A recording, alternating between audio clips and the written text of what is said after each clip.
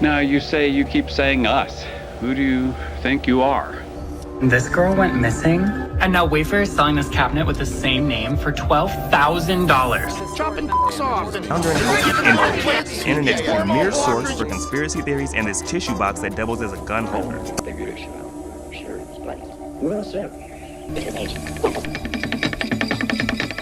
I have often been asked whether, when I was among the Azande, I got to accept their ideas about witchcraft.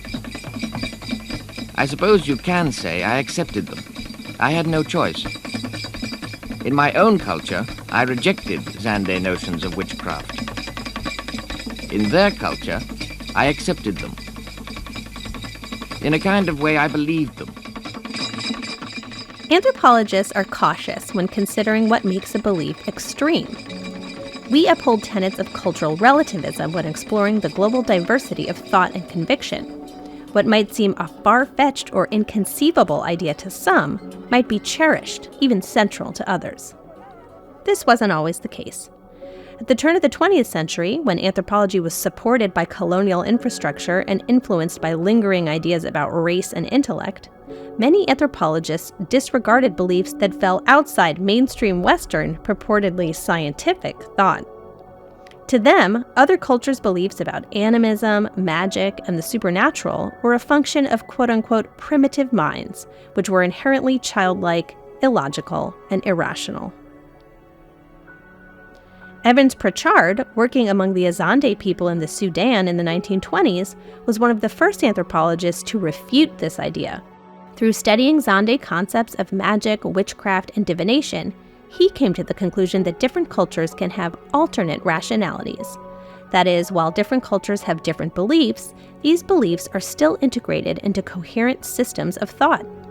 Therefore, within the Zande world, ideas about witchcraft are not irrational or extreme, but in fact totally rational, consistent with the assumptions, forms of power and authority, and other modes of knowledge in their culture. Such ideas were further developed in the emerging subfields of psychological anthropology and cultural psychology. The Zande have a whole series of oracles they can consult to find out the who, why, and what of any troublesome occurrence.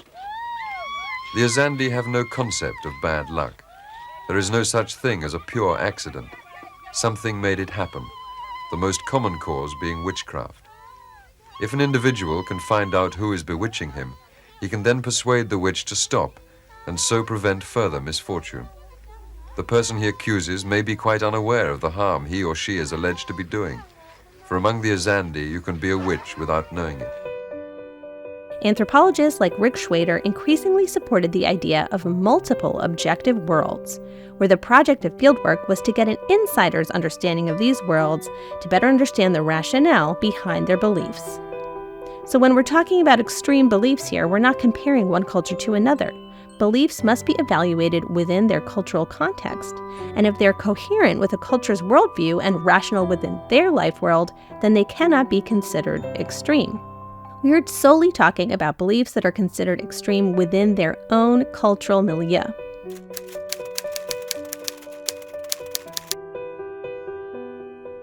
Instead of primarily outlining what exactly counts as an extreme belief, anthropologists explore what extreme beliefs can do, both for those who share them and those who label them as extreme. I posted a lot of different stuff on Twitter, man, but this is just like an excerpt of what I posted. This is a Pinocchio Disney storybook. In that story, now knowing what you know, you find out that they're trading small boys for gold and stuff like that and sending them to Pleasure Island. And this post got over 30,000 likes on Twitter. And this is the kind of trash that they're putting out to their children. Disney is very evil. They support and enable elite child sex traffickers like Jeffrey Epstein. Extreme beliefs are often associated with conspiracy theories and cults. These, in turn, are typically framed as far out, either dangerous or ludicrous, or somehow both at the same time. But when we examine them, some conspiracies and cults are less fringe anomalies and much closer to mainstream thought and existing power structures than we'd like to believe, while others are seen as threatening precisely because they challenge these.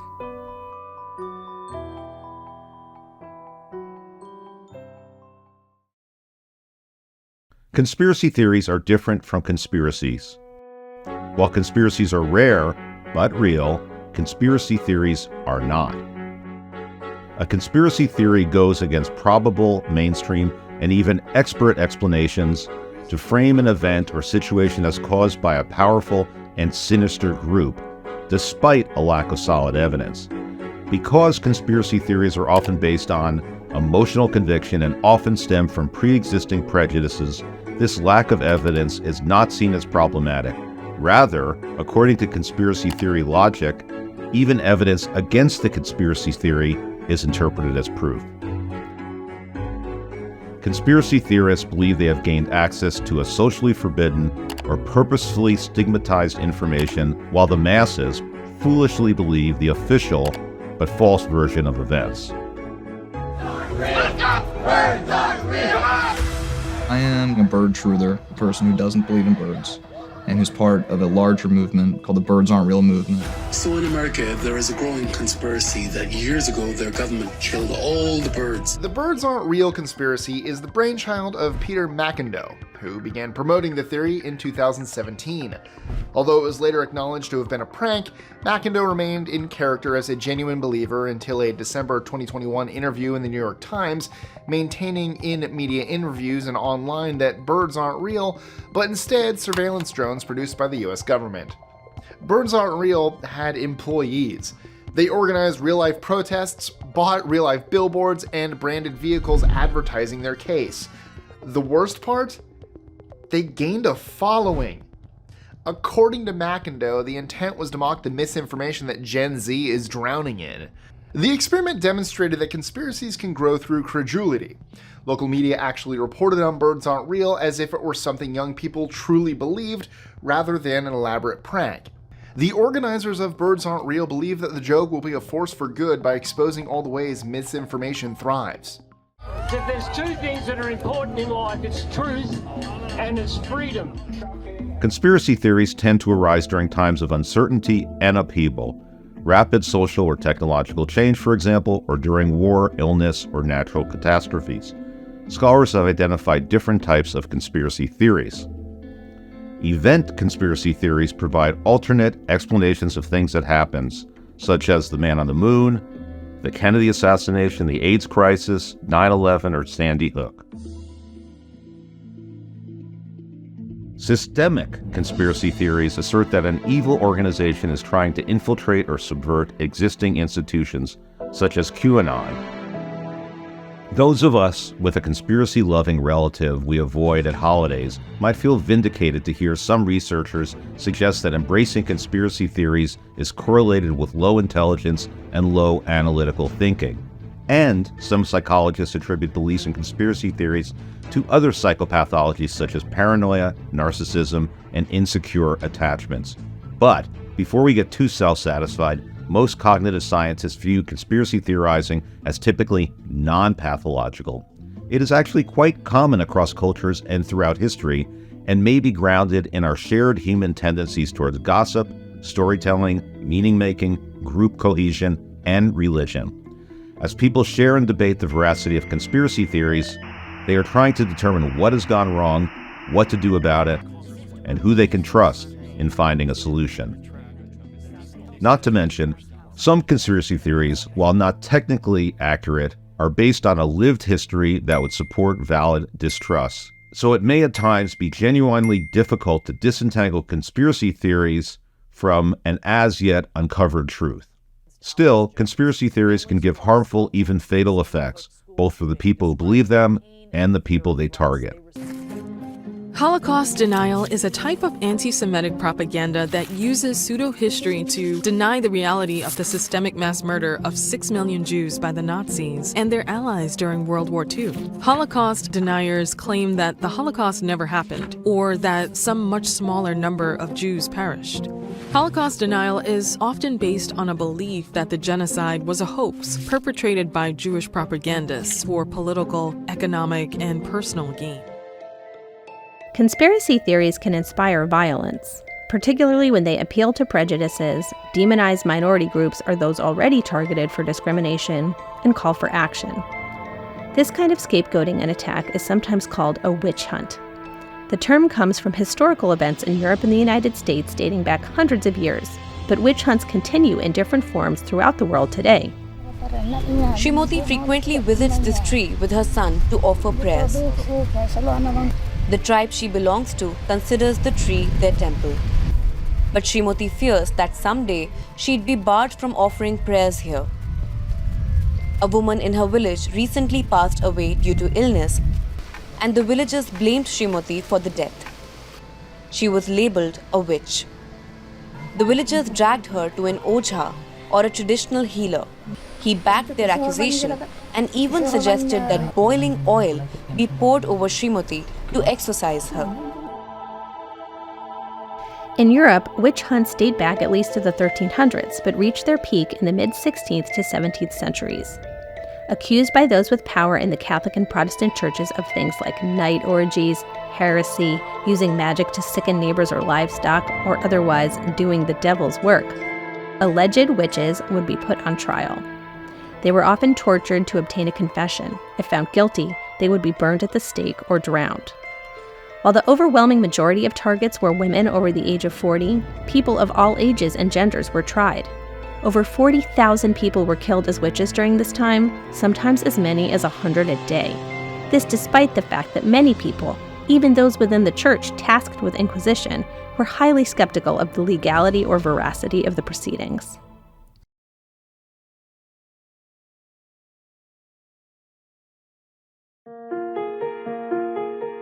While they began in the mid-1600s in Europe, sporadic witch hunts continued throughout the settler colonial communities of New England.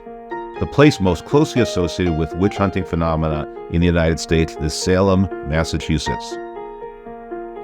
In 1692, girls and young women there began having unexplained fits where they would scream, utter strange sounds, contort their bodies, and crawl around, and complained of being pinched or pricked with invisible needles.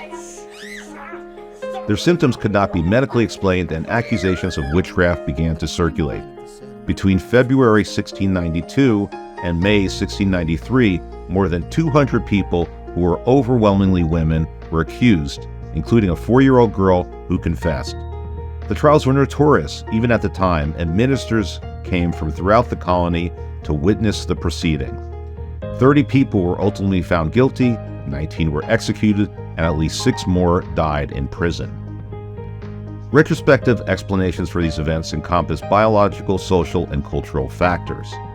Some historians believe the initial fits that led to the accusations of witchcraft might have had biological causes, such as convulsive ergotism caused by eating rye bread infected with fungus, which leads to muscle spasms, hallucinations, and fevers. Others have focused on Salem's social environment. The town was deeply polarized by an ongoing family feud and notorious for being quarrelsome. This friction in the community may have primed villagers for jealousy, distrust, resentment, and accusation. The outbreak of mysterious illness and social tensions arose over underlying cultural ideas about women. The settlers in Salem were Puritans who believed women were inherently more sinful and vulnerable to evil. Puritan women were already thinking about the devil and how to protect themselves from his influence on a daily basis. Furthermore, women were expected to marry and bear children. Women who did not conform to these norms were more likely to be accused as being a witch. Much like the European witch hunts, the Salem witch trials were not without their skeptics. In 1695, a noted Quaker publicly criticized the trials, saying, "It were better that 100 witches should live than one person be put to death for a witch which is not a witch." For this, he was imprisoned for a year. Today, those put to death in the trials have been officially exonerated and are commemorated in a memorial in what is now Danvers, Massachusetts.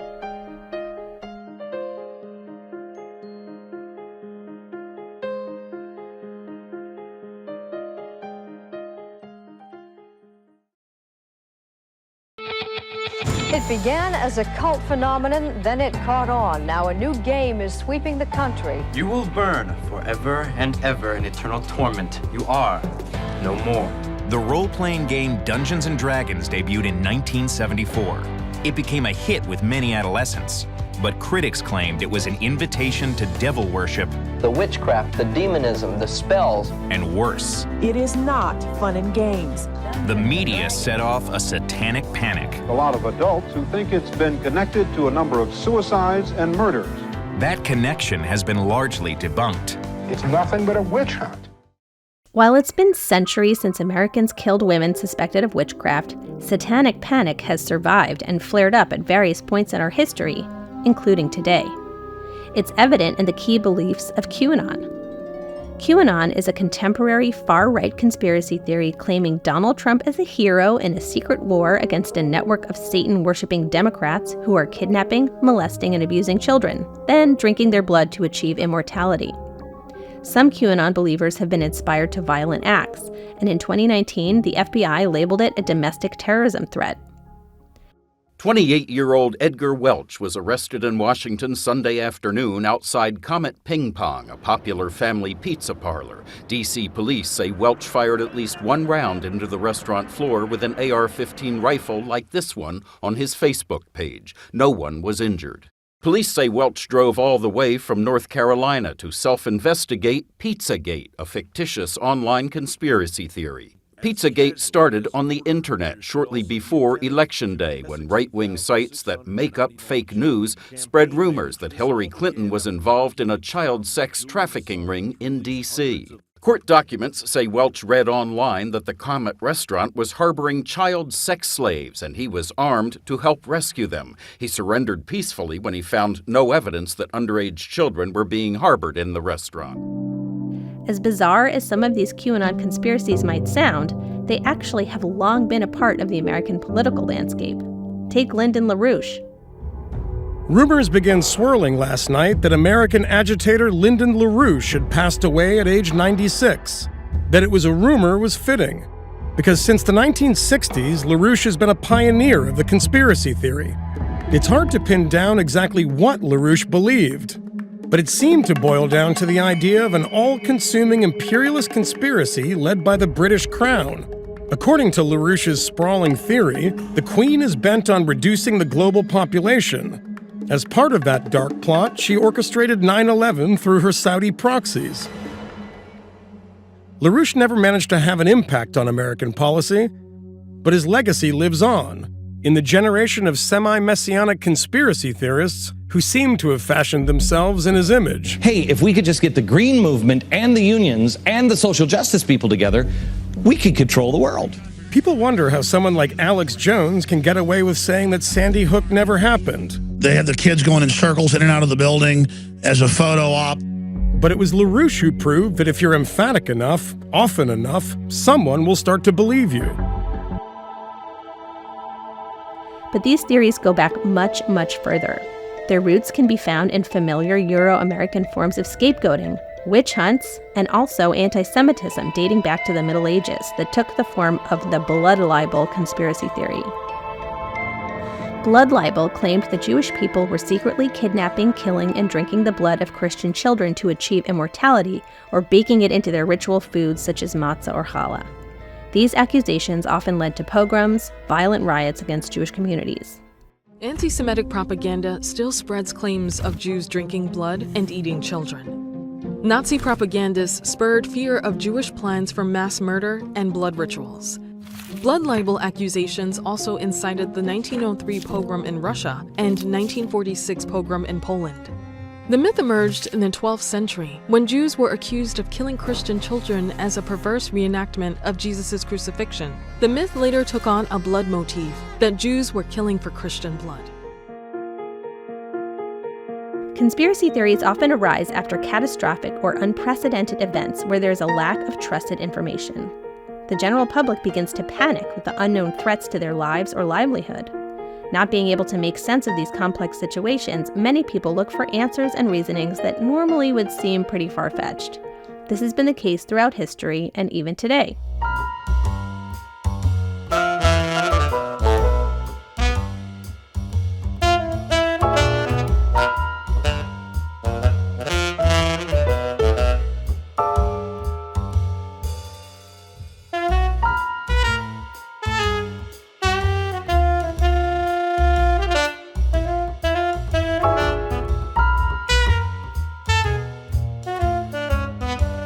So, whether it's Europe, Salem, or online today, conspiracy theories share common themes and narratives. They distrust or resist certain kinds of knowledge or technology, particularly when groups who are supposed to be subordinate get access to them. They demonize certain groups by accusing them of preying on vulnerable populations, hurting children, and practicing abominable sex acts, or all three at once. And, while some people may truly believe certain conspiracies, such as those put forth by QAnon, whether or not people truly believe them may not be the point, if espousing them legitimates, rationalizes, or encourages actions groups seeking to gain power might wish to perpetrate anyway.